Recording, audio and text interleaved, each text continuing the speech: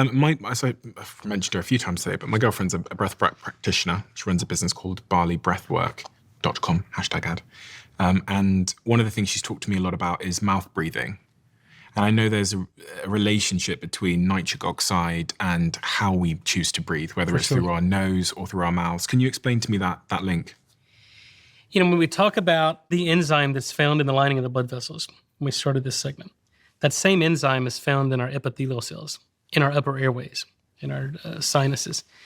So just like exercise can activate nitric oxide production in the lining of the blood vessels, deep breathing, nasal breathing activates that enzyme in the epithelial cells of our sinuses.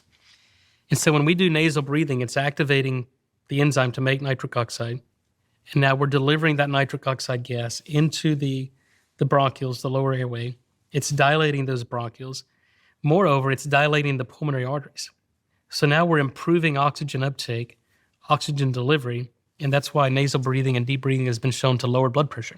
This is a pretty crazy graph I took from Google as well, which shows just how interested people are now getting in the subject of mouth breathing. Oh yeah, again, going over the past 20 years. Yeah, no, I think there's a lot of people. I mean, obviously your girlfriend, there's a Patrick McKeown in the UK. Came into Dragon's Den, and I made him an offer in Dragon's Den. Yeah. Yeah. No, I think the benefits of that are pretty well, and mechanistically we understand the benefits of it.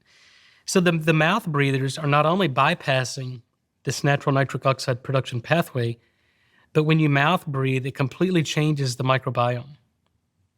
And so you're not only bypassing the nitric oxide producing in the upper airway, but you're inhibiting nitric oxide production in the mouth from the microbiome because you're fully oxygenating the mouth. It's changing the pH of the saliva and completely changes the microbiome and completely shuts down nitric oxide production. Interesting.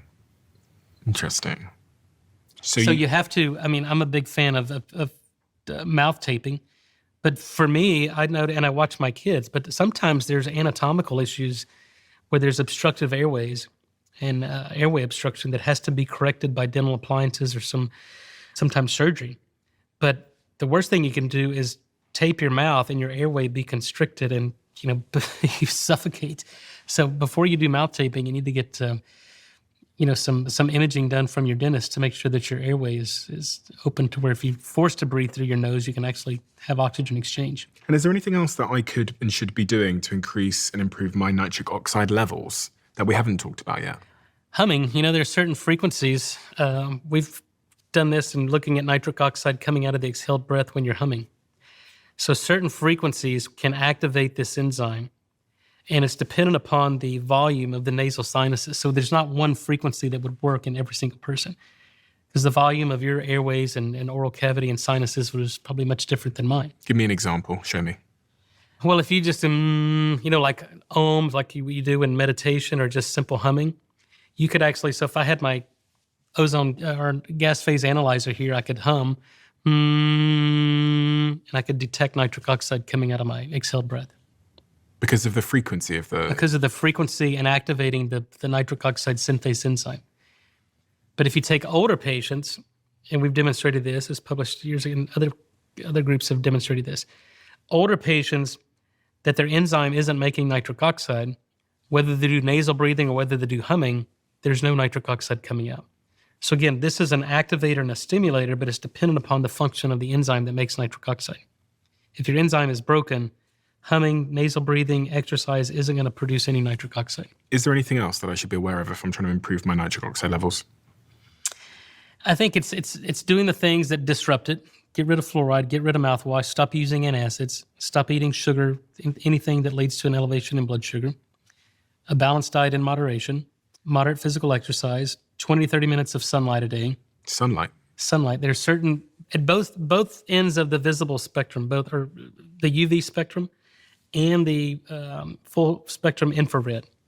So those frequencies and vibrations, again, stimulate nitric oxide release. So the UV has enough energy to where it'll knock nitric oxide bound to a cysteine thiol and protein, and then the UV spectrum will release nitric oxide bound to metals. So you mean go out in the sunshine, but also those red light beds and stuff? Yeah, the red light. I have a red light bed. I have an infrared sauna that uses red lights in it, and I use it every day.